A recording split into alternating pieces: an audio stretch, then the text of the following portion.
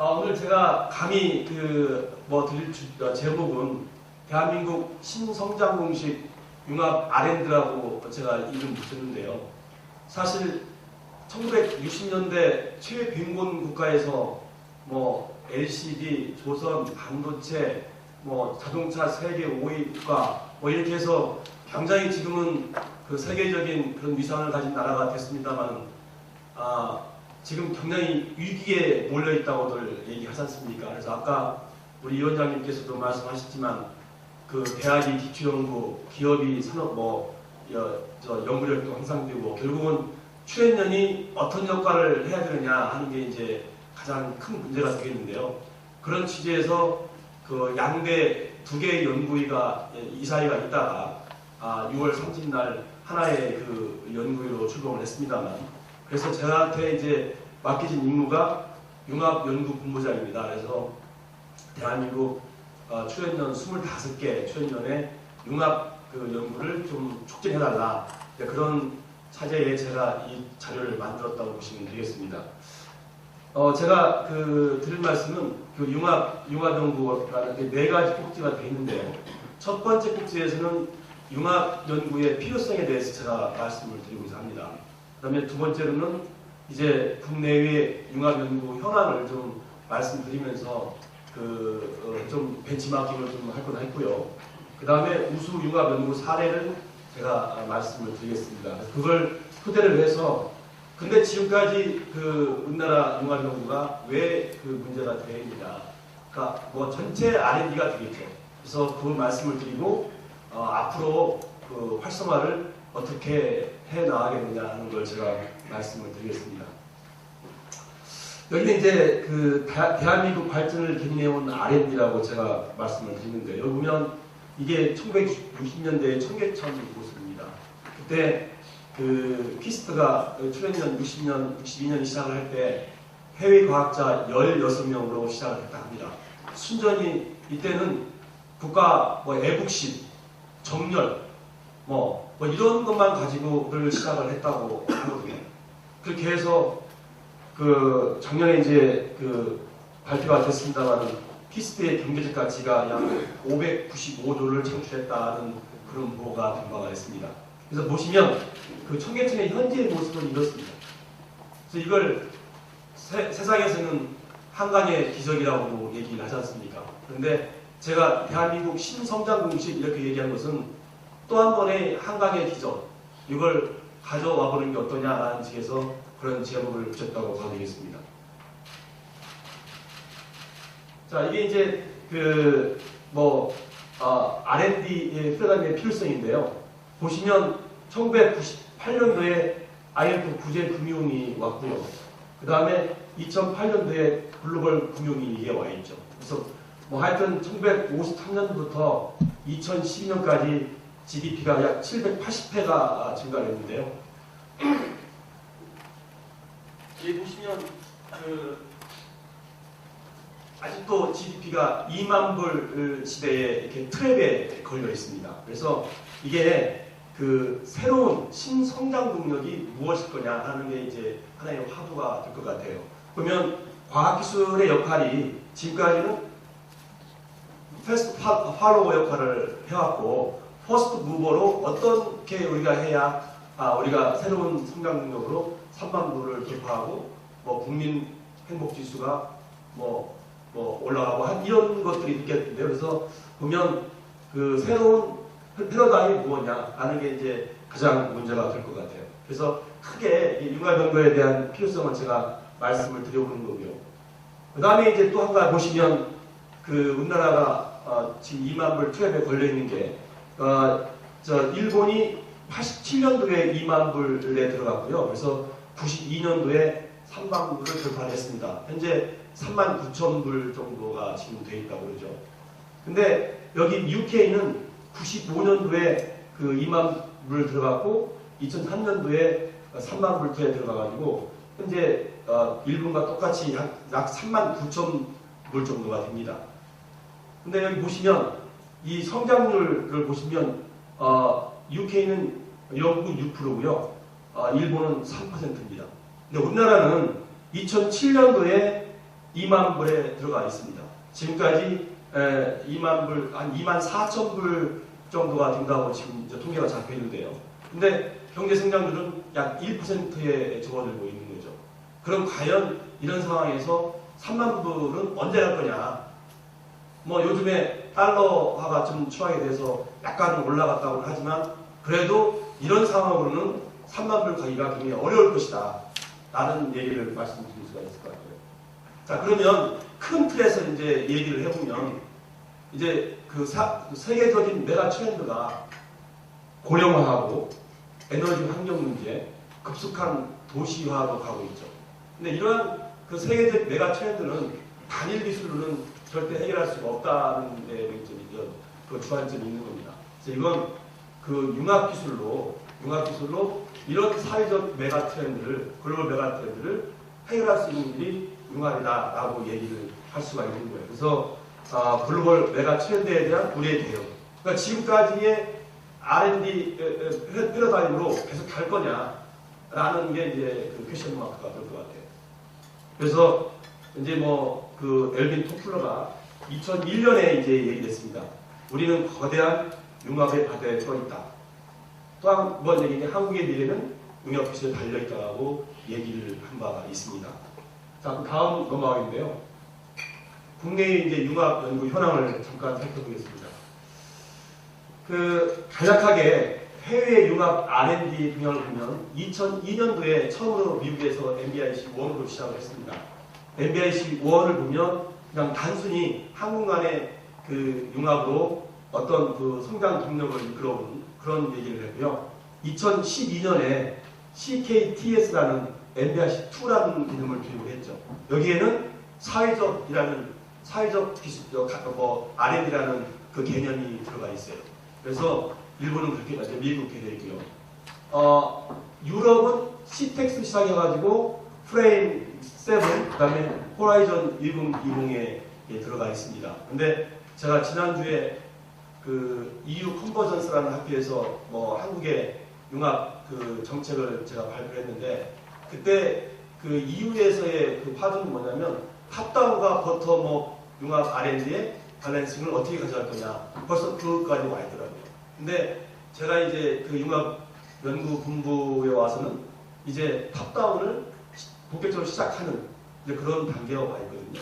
탑다운이라는 얘기가 뭐냐면 결국은 국가가 해야 될 연구, 사회적 해결력 연구를 이제 본격적으로 시작한다라고 보시면 될 것 같아요. 사실 늦었죠. 그 다음에 이제 일본은 신산업 창조와 뭐 인간 생활 전략을 지금 기술했는데 조금 더 설명을 해보면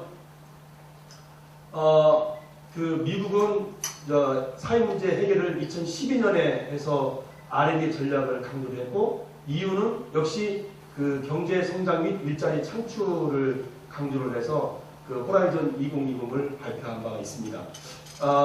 일본은 이제 순수히 이제 그 산업 기술 쪽으로 이렇게 밀착이 되어 있고요. 또 한 가지는 또 특이한 점은 그 생활 밀착형 서비스 중심 IT 융합 기술을 추진한다 이렇게 보시면 될 것 같아요. 그러니까 지금 미국과 일본은 미국은 사회 문제 해결력을 좀 주안점을 두고 있는 거고요. 일본은 그래도 그 산업 기술을 주안점을 두고 있는데 그 EU는 가운데에 위치해 있다. 항상 그 유럽 쪽은 그 미국과 일본의 그 중간점에 위치했다고 보면 될 것 같습니다. 그러면 우리나라는 과연 이제 그 융합 R&D 정책이 언제부터 시작됐냐면 뭐 저희가 한 3단계로 이렇게 얘기를 해볼 수가 있을 것 같아요.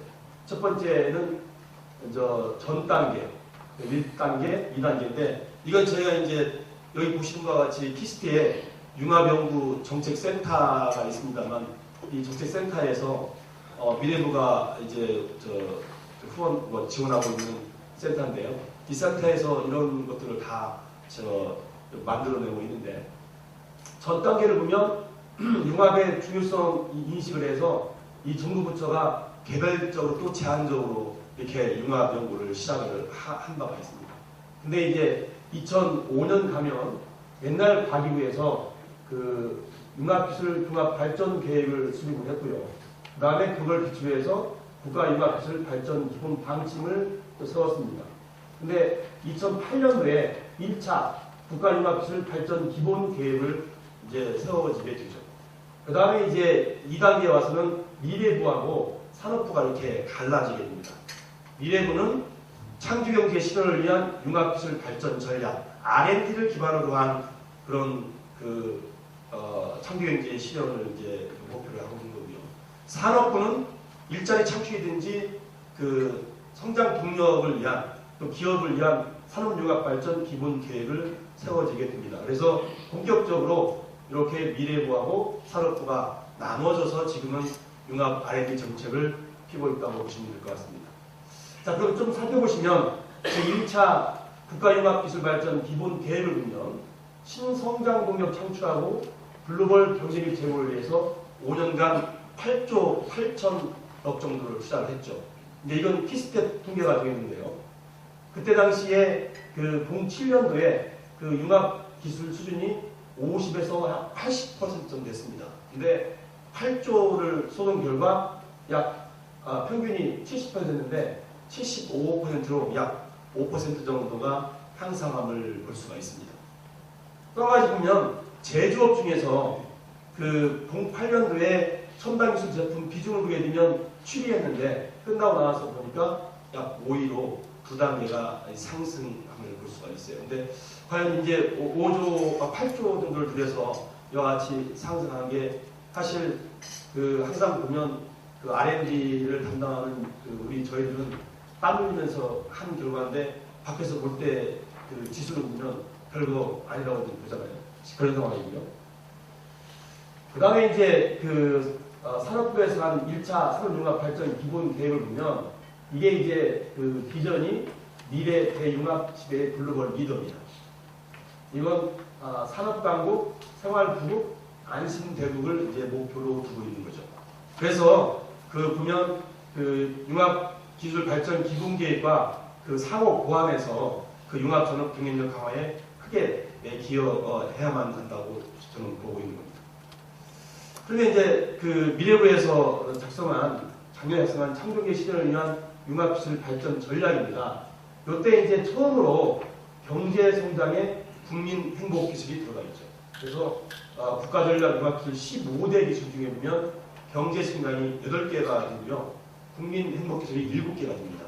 그래서 이때 이제 국민 행복 기술을 더하게 되었고요. 그래서 보면 창의와 기술의 융합 연구를 통한 창조경제 구현입니다. 근데 보면 이 건전한 융합기술 생태계 조성인데 제가 이게 오늘까지 여기 융합연구정책센터 소장을 지금 제가 겸한 오늘까지입니다.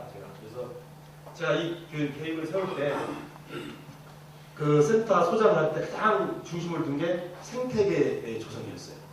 뭐 저희가 정책을 세우고 뭐라고 하는 것보다 융합을 할 수 있는 생태계 조성이 중요하다라는 얘기를 쭉 했었고요. 그래서 융합기술의 컨텐츠를 인문사회 문화예술을 더해서 국민생활, 산업 이쪽으로 국민을 포커싱하는 그런 기술로 초점을 맞춘 바가 있습니다. 그래서 저희가 국민에 다가가는 연구, 국민을 위한 연구, 그래서 국민한테 사랑받는 그런 연구소가 되자는 측면에서 이렇게 얘기를 하고 있고요. 그래서 이제 우수 융합 연구 사례를 잠깐 보시게 되면요. 이건 그저께 달 탐사 예타가 통과를 했죠. 그래서 보면 이 융합기술의 대표적인 한 예로 제가 꼽고 싶어요. 그러니까 꼭 이걸 해야 된다고 저는 보는 거거든요. 예를 들면 달 탐사 기반 기술인데요.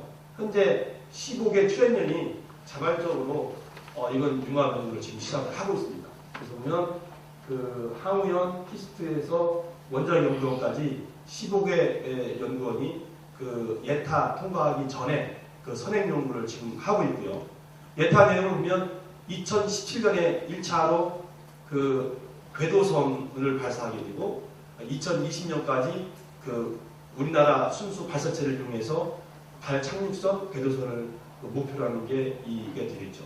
근데 현재로 보면 제가 항우연의 계획을 보면 핵심 부품은 그냥 다 수입을 해오는 그런 상황으로 되어 있어요. 그래서 이걸 좀 저희가 진짜로 15개 출연연이 같이 원천 기술을 개발을 해서 이걸 해야 되는데 너무 시기적으로 짧아서 과연 될까 하는 의구심이 있습니다만은 근데 이게 5,500억 들어가는 프로젝트입니다. 그래서 이건 꼭 그 최현영이 융합 연구를 해야만이 갈 수가 있다라고 제가 봐서 하나의 대표적인 사례라고 제가 말씀을 드리는 겁니다.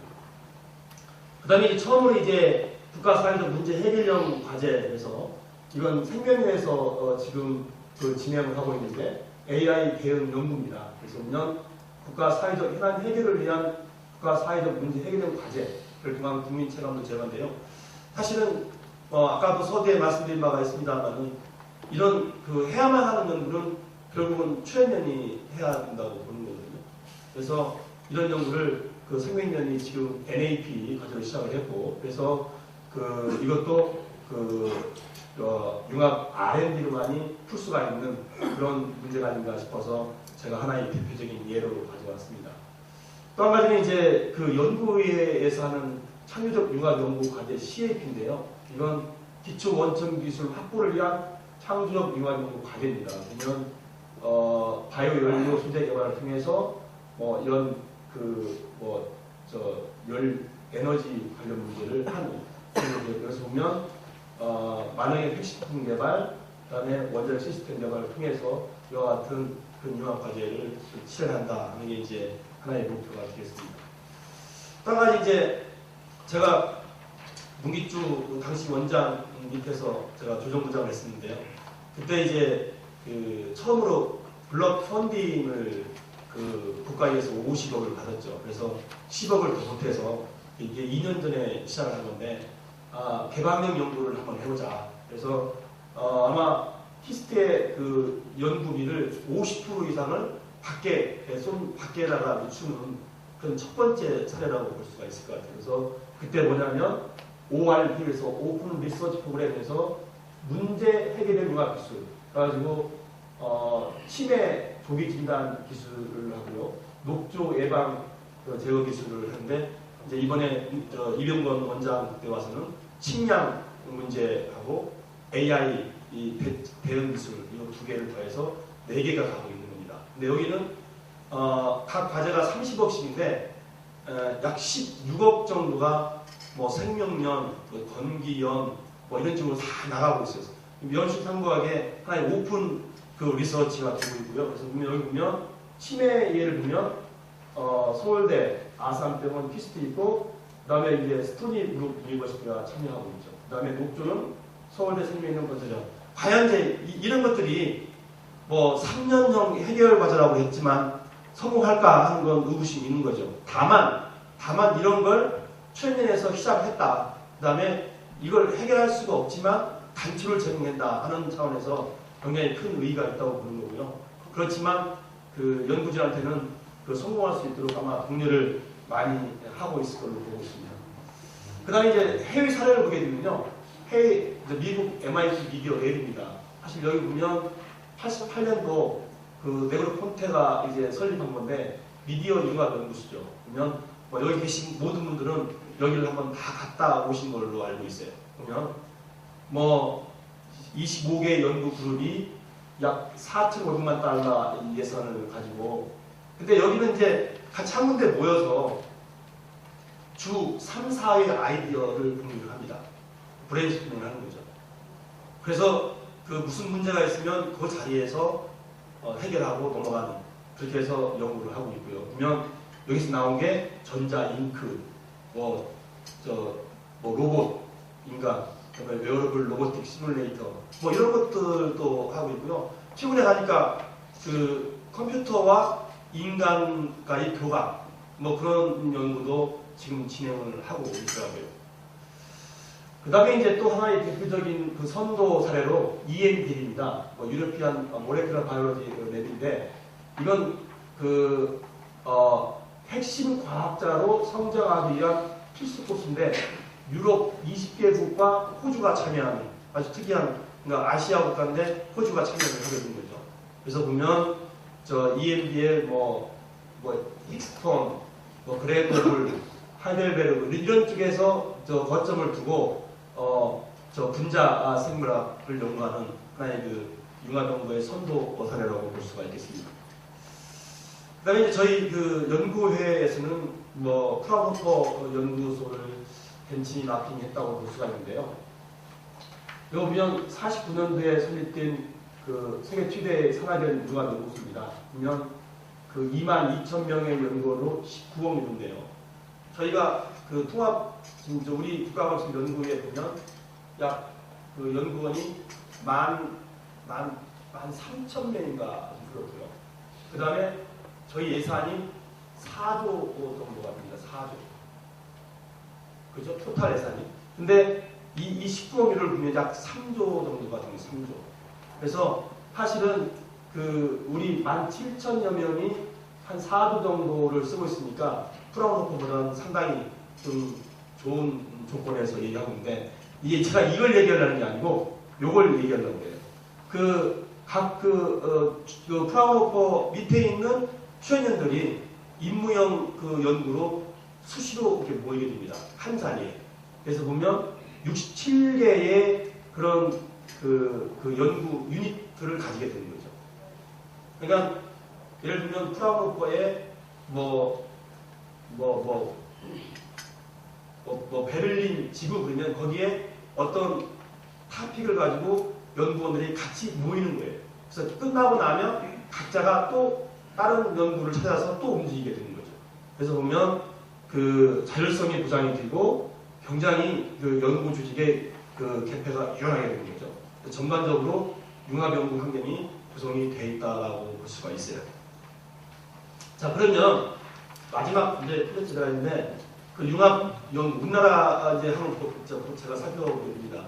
그러니까 융합연구 한계와 그 활성화 전략이 무엇이냐라는 건데요. 자, 이거 보시면요.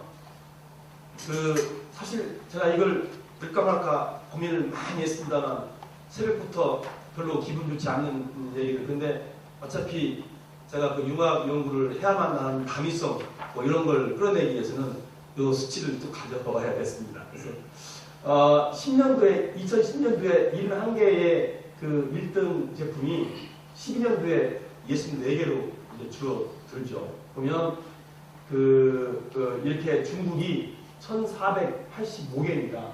근데 64개가 이제 그런데요. 64개를 2등들이 이렇게 경쟁 국가를 보면요. 중국이, 미국이 다 이렇게 경쟁을 하고 있어요.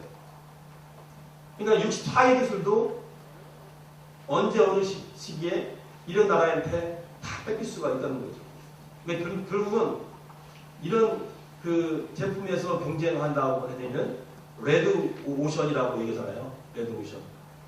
자, 그러면 우리는 이런 64개의 그 경쟁을 지켜내는 거냐, 아니면 새로운 가치를 창조하는 거냐, 뭐 스마트폰 같은 그런 거, 뭐 이런 것들을 창출해야만 되는 거냐 하는 건 우리들 몫이라고 저는 보고 있는 거거든요. 제 생각에는 저는 이렇게 앞으로 그 64개면 이런 것들을 기존에 있는 것보다는 새로운 가치를 창출하는 것이 훨씬 낫다고 봅니다. 예를 들면 우리가 중국 보면요, 10년도에 1351에서 12년도에 1500개로 이렇게 뜁니다. 그럼 중국은 계속 1등 제품을 늘려갈 거고요. 우리나라는 계속 1등 제품이 줄어드는 그런 경향을 가져올 거고요. 또 이제 하나의 데이터가 보면 기존의 그 R&D 한계입니다. 그러니까 인풋은 그러니까 연구비 투자 연구비는 좋죠. 예를 들면 R&D 비용이 세계적으로 6위 그룹인데 뭐 GDP 규모로는 1등이라고 얘기하잖아요. 근데 6위 그룹인데 그 산업화는 세계적으로 한 43위가 되고요. GDP 대비 여기 나왔네요. GDP 대비 R&D 1위인데 결국은 산업적인 가치는 20등이다. 그 다음에 연구원의 수는 6인데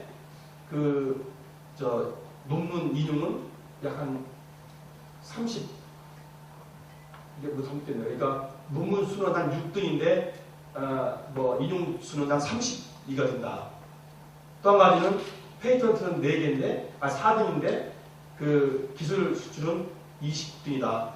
뭐 이렇게 돼 있죠. 그래서 제가 요즘에 그 연구에 가가지고 그 기술 무역 수지 적자를 제가 봤는데요.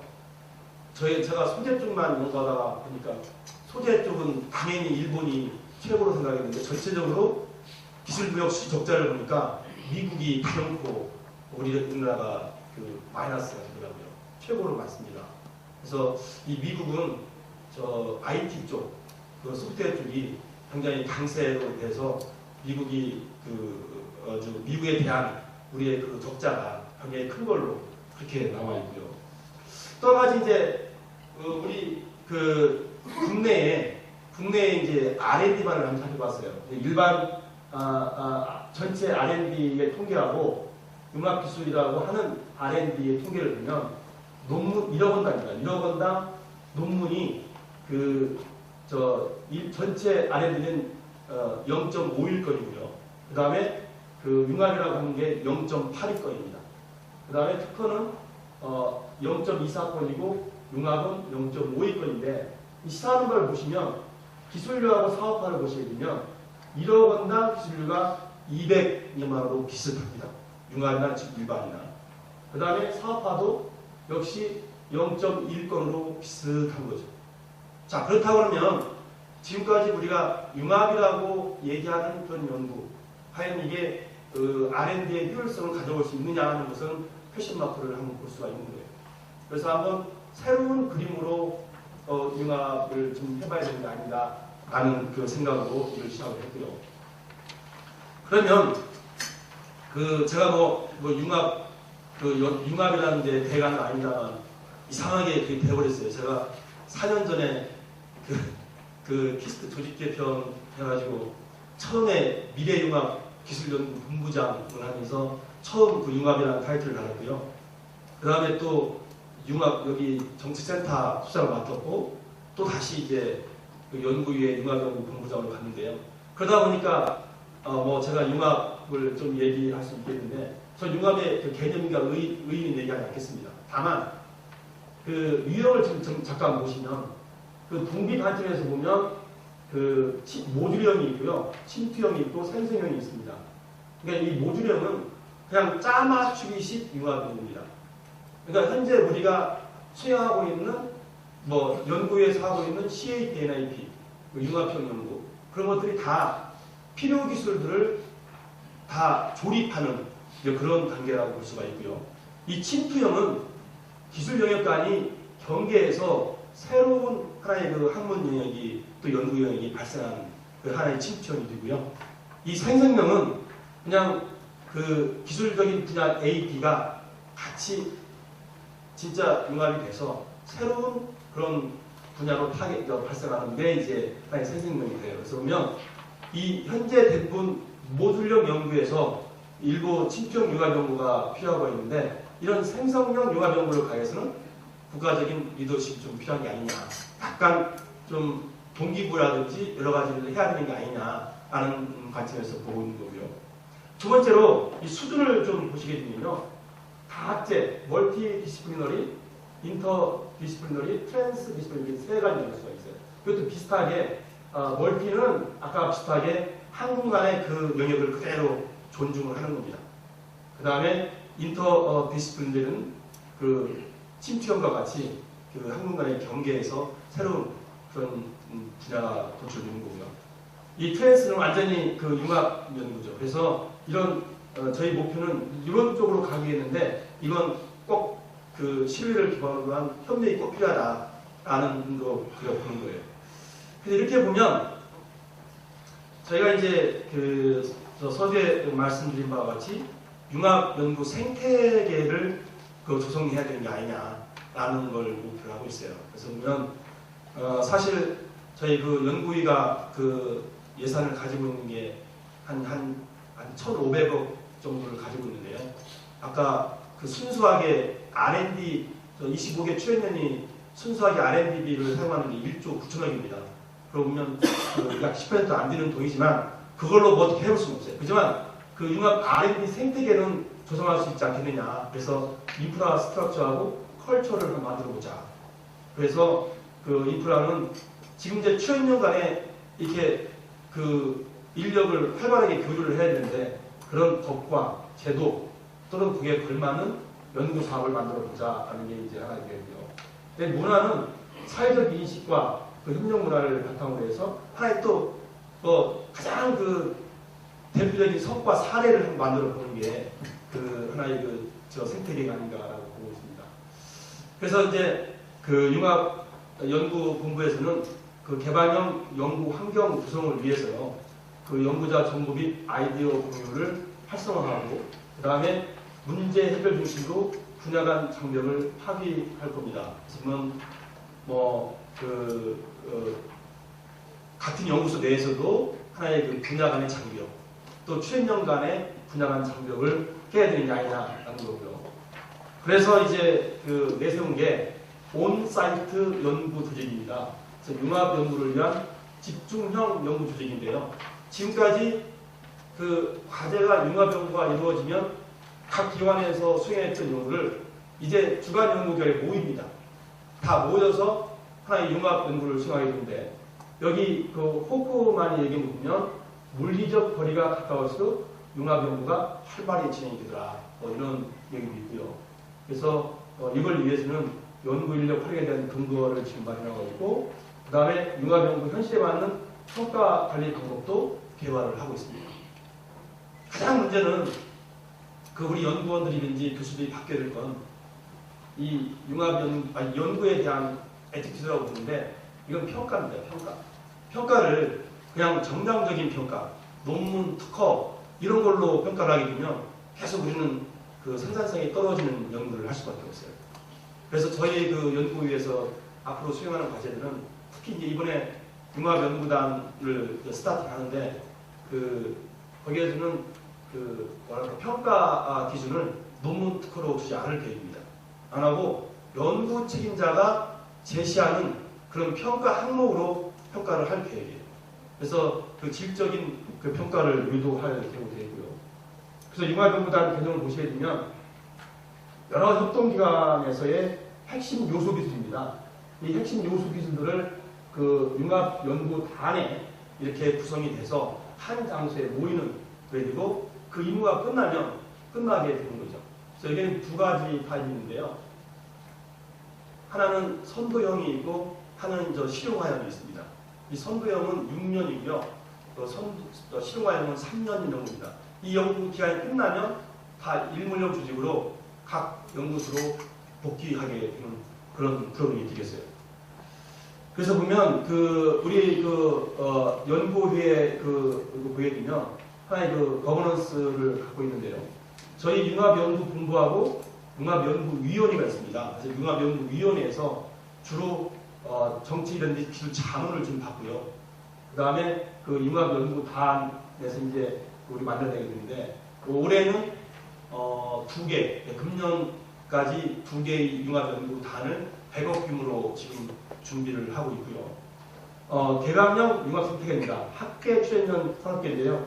이 출연연은 컨디션이 있어요. 융합연구단에 참여하려면 70% 이상을 여기에 참여를 해야 됩니다.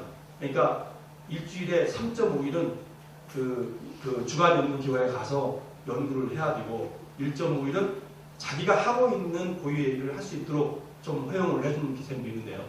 여기에 이제 산업계하고 학계를 역시 오픈을 합니다.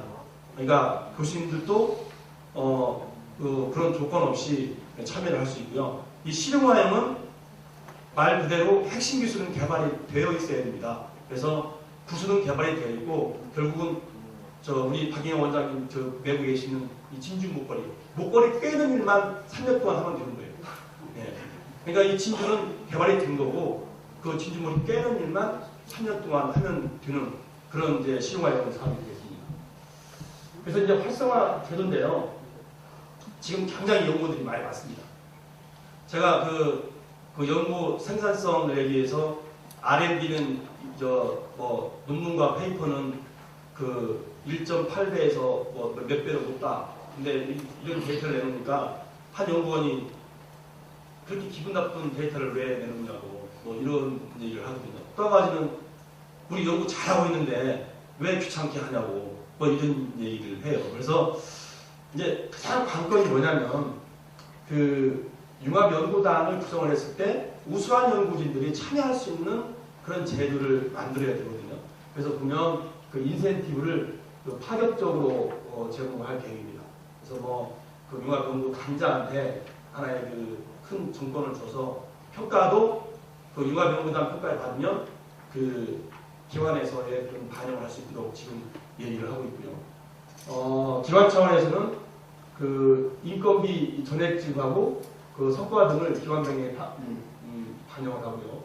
그 연구자 차원은 그 경제적 지원을 좀 강화하고 복귀 후에 파견전 지휘부장을 확실히 해달라 하는 것도 제도적으로 준비가 되어 있습니다. 그래서 보면 그 총괄 연구 책임자의 예산 및 연구대 규정 권한 강화, 연차 평가를 단계 평가로 전환합니다. 절대 연차 평가 안 할 겁니다.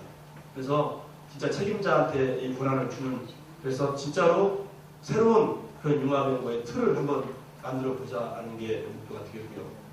그 추진 계획을 되게 보면 내년도에 8개가 다시 시작합니다. 내년 3월까지 이제 마무리를 돼야 되는데, 왜냐하면 그 추진에서 그 기관 매칭 50%를 해야 되거든요. 그래서 그 3월 이전에 그 내년도 융합연구단을 선두형 4개, 실무형 4개, 8개를 스타팅을 해서 17년도 가서는 약 20개 정도를 유지를 하려고 해요. 그래서 보면 그 2천억 정도를 투자하겠다 하는 게 이제 저희 그 계획이 되고요.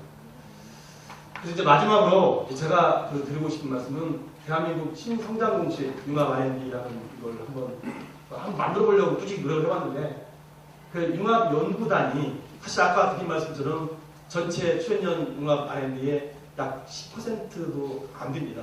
이걸로 저희가 대한민국 신성장 동력 공식을 만나는 건 참 어렵고요.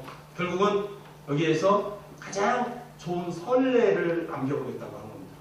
근데 지금 출연연의 그 주요 사업 중에 15%는 융합연구 사업으로 다 꼭지가 달려 있습니다.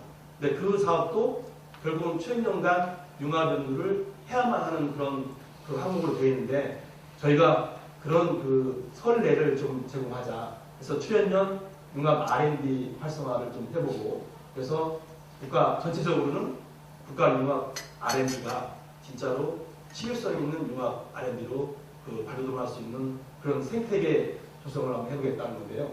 결국은 출연연 간 칸막이도 완화하고 그 진짜로 출연연이 중심이 돼서 국가적 아젠다 연구 수행을 하는 그런 그 동력으로 이끌어보기도 합니다. 또 이제 저희 볼 보면 문화 학살 말씀드렸고 국가 경쟁력 강화인데 1등 상품을 새롭게 창출하는데 좀 도움을 주고자 하는 거고요. 그 다음에 그 국민 행복지수 상승입니다. 이게 1970년대 부탄이 처음으로 국민 행복지수를 내걸었는데, 이 항목에 보면 경제성장과 일자리 창출 이런 거 다 들어있어요. 근데 우리나라가 75등인가 그렇잖아요. 근데 오늘 아침에도 중앙일보에 보니까 대학 졸업생들 잠재적인 취업 준비생이 150만 명이라고 합니다. 근데 실업자가 약 50만 명이라고 합니다. 그러니까 우리 자식들의 3분의 1은 지금도 실업자, 취업 준비생으로 전락하는 그런 환경에 놓여 있다고 볼 수가 있습니다. 그래서 과연 이런 조그마한 부시가 되지만 저희 연구에서는 그 융합 연구의 환경 구성 이런 걸 해서 그 일자리 창출 이런 걸 해가지고 결국은 우리 후손들에게 자랑스러운 대한민국을 넘겨주는 그런 초석이 되어야 되지 않나 하는 의미에서 이 강좌를 만들게 됐습니다. 이상 발표 마치겠습니다.